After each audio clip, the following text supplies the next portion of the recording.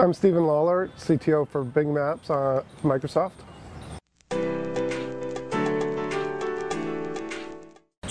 I see a lot of exciting transformational trends in the location industry right now.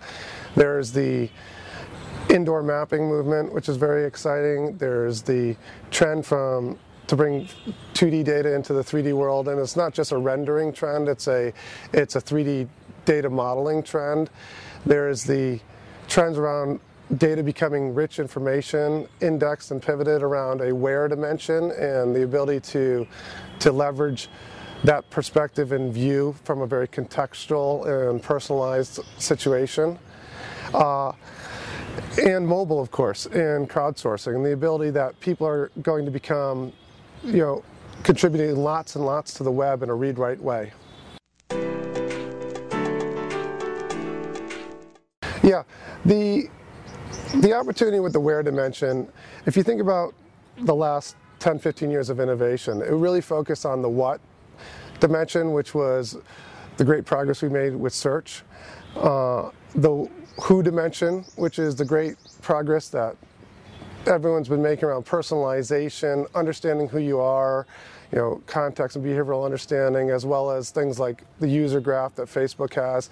These things are really strong filters in the data to decide what's relevant and what's interesting to you. It also helps with parsing your intent. So the next dimension that we really need to work on is the where dimension, because the where dimension will both establish lots of context when you're mobile, when you're traveling. It'll also allow you to sort through the data in a way to only show you the data that's relevant to you. If you're in this local space, you can see the data that's both relevant and timely for whatever your intent is, if you're shopping, if you're sightseeing, if you're exploring. So I think the where dimension becomes a really first-rate type data pivot, just like what and who has been today.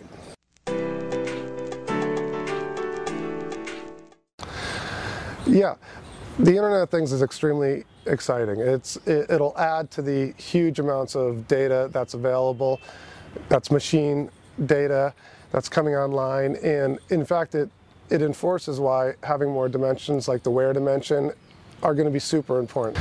The Internet of Things is going to create a proliferation of read-write media, and these sensors all have a geographic or physical component to them. They're either in a certain place that gives it a physical context, and they're either viewing or sensing things about the house, about the inside of the mall, or certain traffic intersection, or they're mobile themselves and they have a location component, and what's interesting is where it is at that moment in time, whether it's a package or it's your Nike your wearable, and these things are all tracking activities and statistics and interesting data.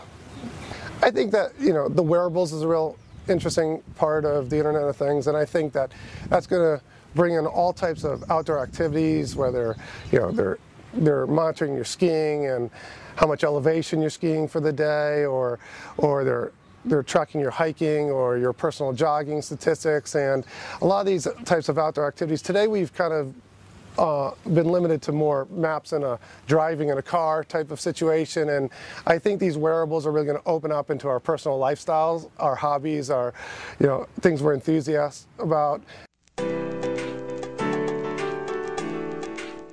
Indoor maps is a natural extension of mapping that's been done today. It's a much harder problem to solve for logistically on the positioning side, as well as the actual capture and creation of the maps. But we always leave people off at the front door. So now we want to really explore the insides. We want to be able to navigate through complex buildings like malls and enterprise campus maps and all types of large venues that are complex. We want to help people find who they're looking for, what they're looking for, get there